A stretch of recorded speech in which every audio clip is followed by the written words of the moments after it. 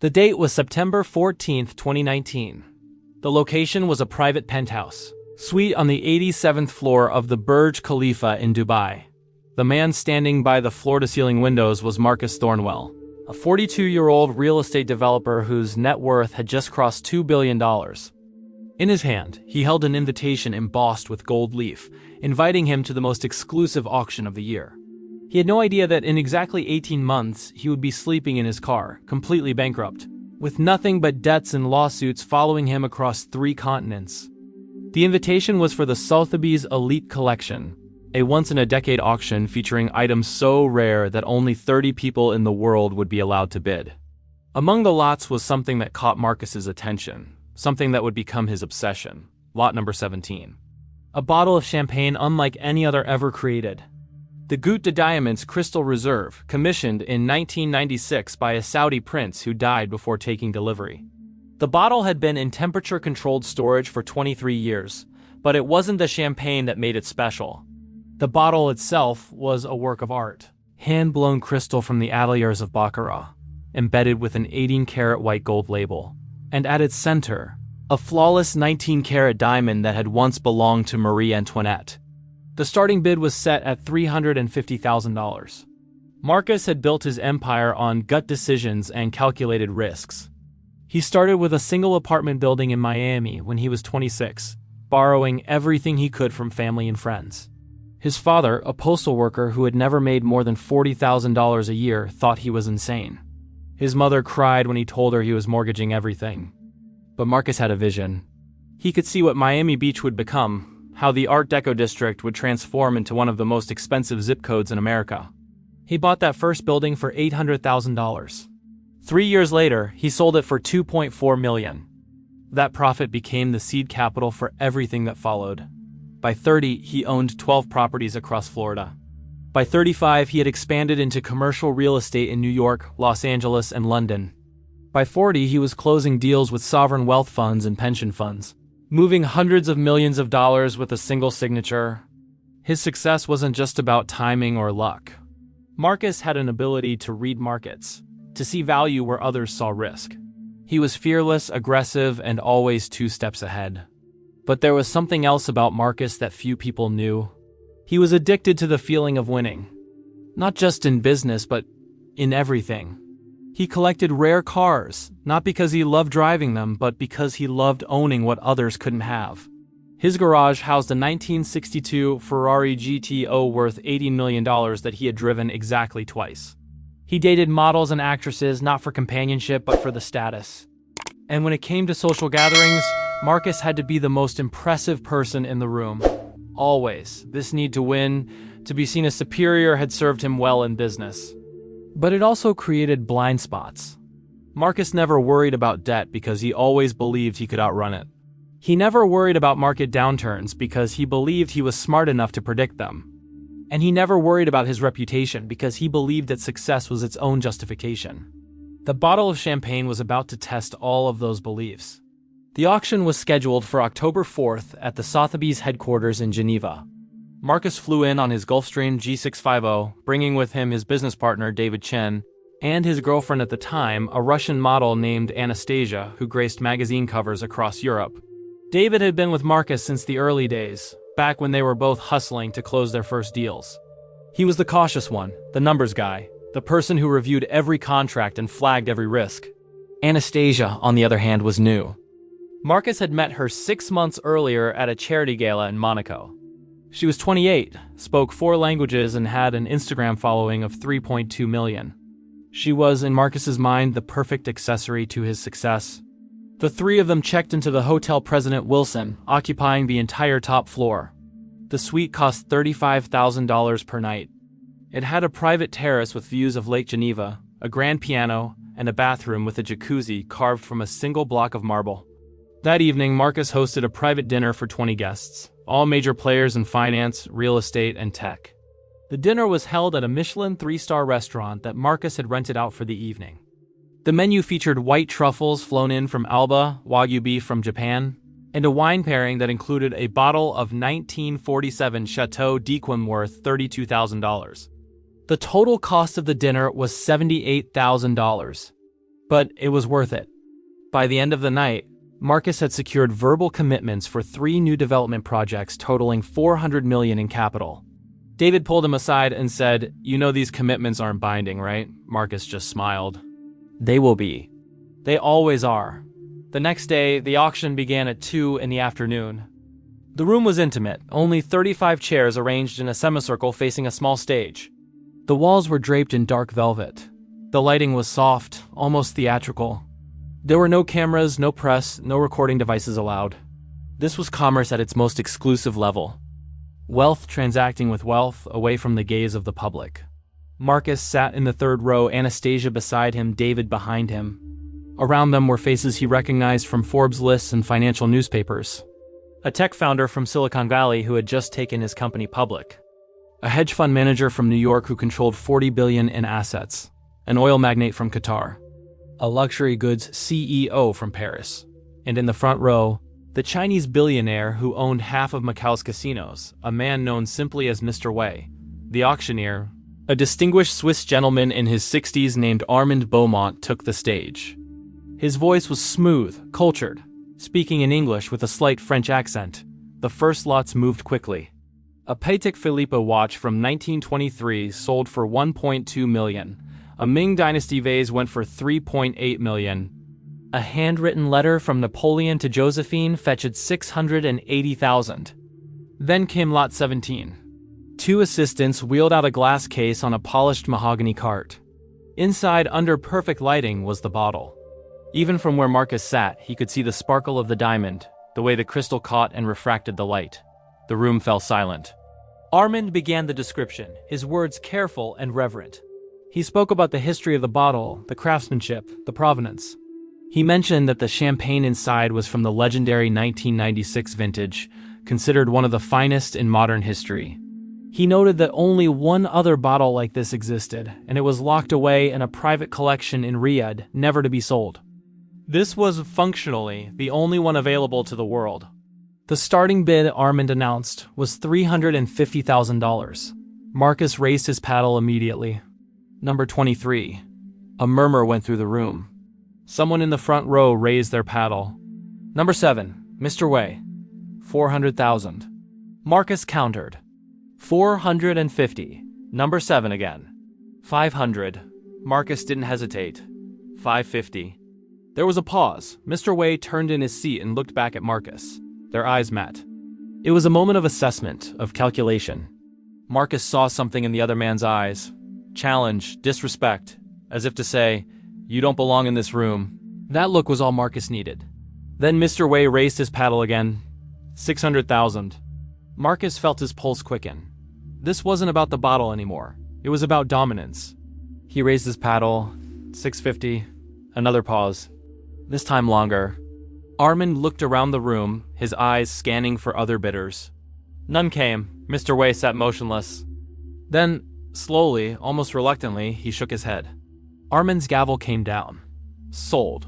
Lot 17 to number 23. $650,000.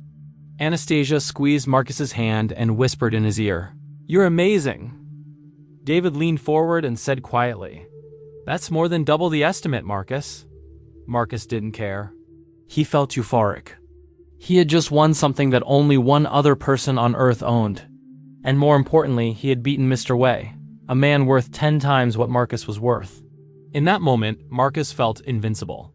When the auction ended, Marcus arranged for the bottle to be delivered to his hotel that evening. He tipped the Sotheby's courier $5,000 in cash. Back in his suite, he placed the bottle on the marble dining table and stared at it. The diamond caught the light from the chandelier above, creating small rainbows on the white tablecloth. Anastasia took photos for her Instagram, tagging the location and adding captions about luxury and exclusivity. Within an hour, the post had 50,000 likes. David poured himself a scotch and said, "So, are you going to drink it?" Marcus laughed. "Drink it? This isn't for drinking. This is a statement," and that's where everything began to unravel. Because Marcus didn't just buy the bottle for himself. He bought it to show it off. 2 weeks later, Marcus hosted a party at his penthouse in Manhattan. It was a celebration for his company, Thornwell Global Properties, which had just closed its largest deal ever, a $1.3 billion acquisition of a mixed-use development in downtown Chicago. The party had 300 guests.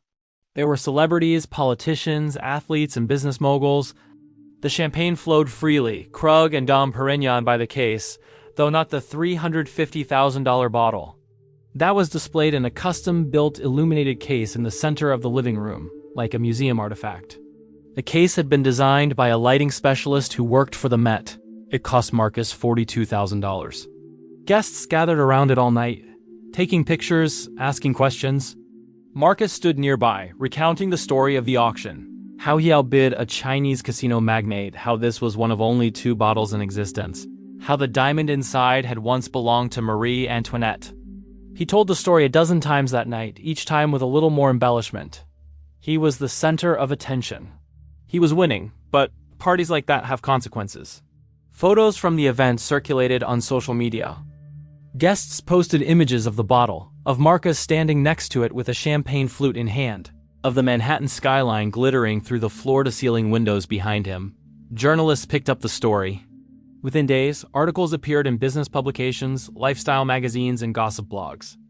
The headlines ranged from admiring to critical. The Wall Street Journal ran a piece titled, "The New Masters of the Universe: How Real Estate Moguls Are Redefining Luxury." Vanity Fair did a photo spread on Marcus and Anastasia, calling them the power couple of 2019, but other outlets were less kind. A columnist for The Guardian wrote an op-ed titled, "While the World Burns, Billionaires Buy Champagne Bottles Worth More Than Most People's Homes."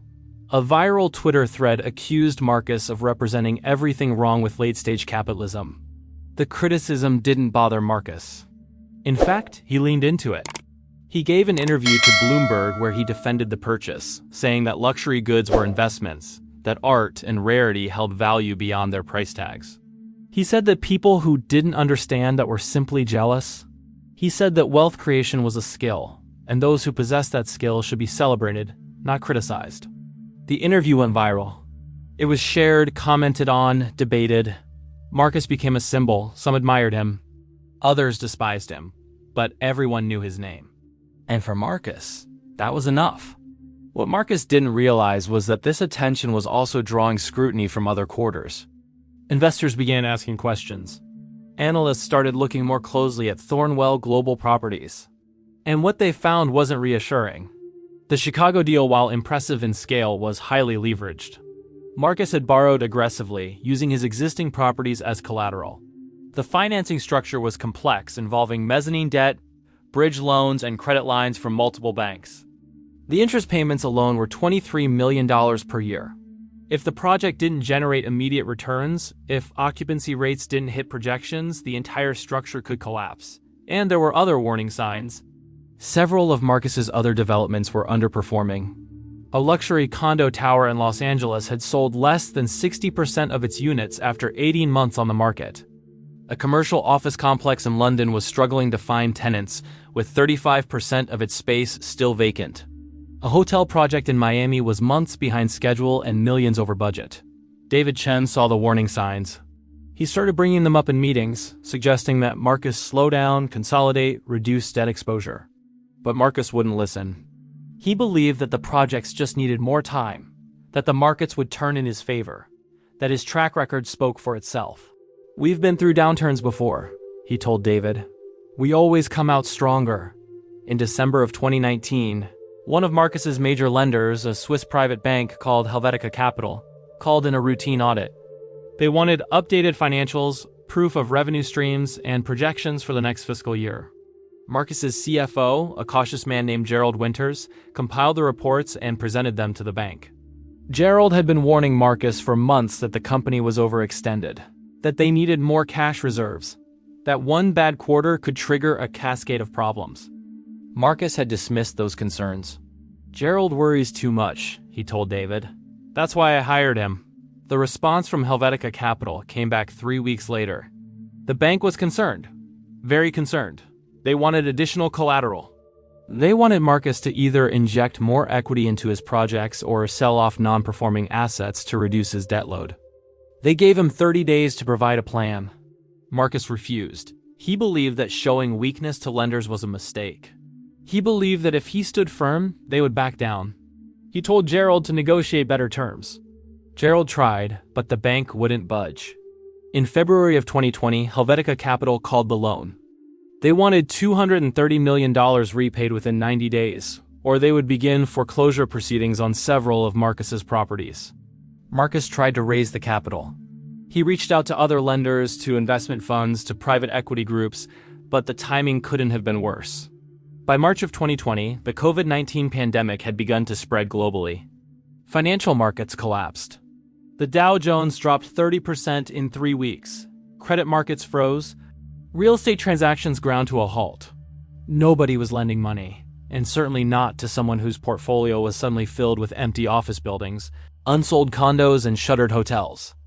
The Chicago project, which had been 50% pre-leased to corporate tenants, saw every single lease canceled or put on hold. The Los Angeles condo tower stopped showing properties entirely. The London office complex lost 3 of its anchor tenants. Marcus burned through his personal savings trying to keep his company afloat. He liquidated his car collection, selling his 1962 Ferrari GTO for $12 million, less than 2/3 of what it was worth. He sold his Bugatti, 2 additional Ferraris, and a vintage Aston Martin for a combined $3.2 million. He sold his Gulfstream jet to a Russian oligarch for $41 million, taking a $6 million loss. He even tried to sell the bottle of champagne, reaching out to private collectors and auction houses. But the market for ultra-luxury items had evaporated overnight. Nobody was buying $350,000 champagne in the middle of a pandemic. The best offer he received was $120,000 from a collector in Dubai. Marcus turned it down, convinced that the value would return once the pandemic ended. It never did. By June of 2020, Marcus defaulted on the Helvetica Capital loan. He took what assets he could salvage and started a new firm. Anastasia left him too, moving on to a tech billionaire in San Francisco who had made $3 billion during the pandemic selling video conferencing software. Marcus's legal team advised him to file for bankruptcy, to restructure his debts and start over. But Marcus refused. He still believed he could turn it around. He spent the next year fighting lawsuits, negotiating with creditors, trying to find investors who would believe in him again. None came. By September of 2021, Marcus had lost everything. His company, Thornwell Global Properties, was dissolved. His personal net worth had gone from $2 billion to negative $400 million. The math was brutal. Between defaulted loans, legal judgments, and tax liabilities, Marcus owed more money than most people would earn in 100 lifetimes. He was living in a rented studio apartment in Queens, the cheapest place he could find that didn't require a credit check. It had brown carpet, a kitchenette with a broken refrigerator, and a bathroom with mold on the ceiling. He was driving a 12-year-old Honda Civic that he bought off Craigslist for $3,000. And he still had the bottle. That damned bottle. It sat on the floor of his tiny apartment, still in its glass case, still sparkling under the cheap fluorescent lights. He couldn't bring himself to sell it for less than he paid, and no one was willing to pay what he wanted. So it sat there, a constant reminder of his hubris, his arrogance, his downfall. One evening in late October, Marcus sat alone in his apartment, staring at the bottle. He thought about the night of the auction, the feeling of raising that paddle, the thrill of winning. He thought about the party in his penthouse, the admiration, the attention. He thought about how quickly it all disappeared. He realized that the bottle had never been an investment. It had been a symbol of his ego, his need to be seen as superior, as untouchable.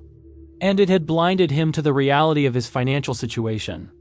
If he had taken that $650,000 and put it toward paying down debt or kept it as a cash reserve, maybe things would have been different. Maybe he could have weathered the storm.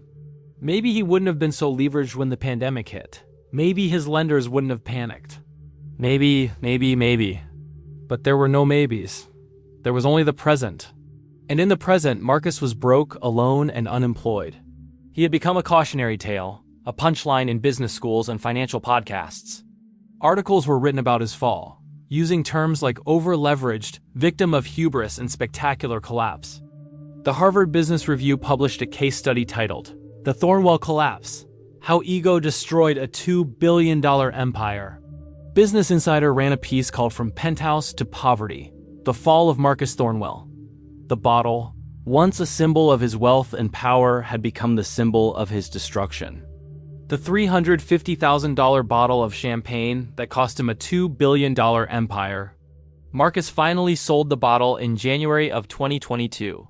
A private collector in Hong Kong, someone who didn't care about the stigma, offered him $190,000.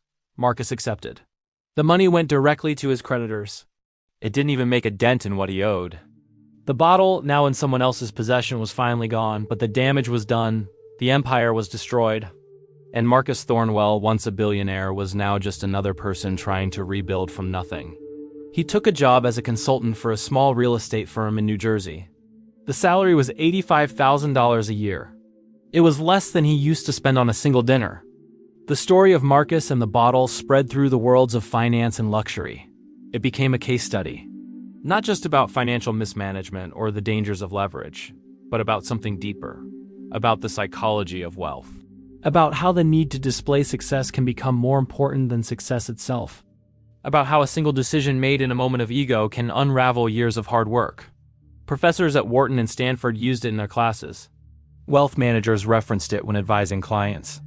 Even Mr. Wei, the Chinese billionaire who Marcus had outbid at the auction, mentioned it in an interview. When asked about the bottle, Mr. Wei said simply, "I knew my limit." He didn't know his. The bottle hadn't destroyed Marcus's empire. Marcus had destroyed his own empire. The bottle was just the spark that lit the fuse.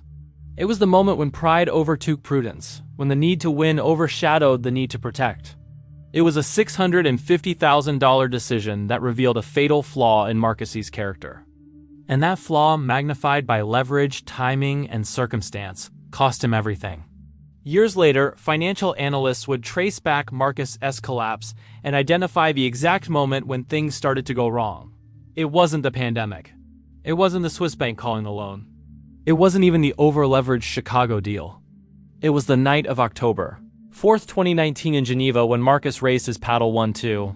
Many times when he chose ego over prudence when he bought a bottle of champagne for $650,000 that he never intended to drink. That was the moment. That was the beginning of the end. And in the cold, unforgiving world of high finance, there are no second chances for those who forget that wealth is not about what you display, but what you protect.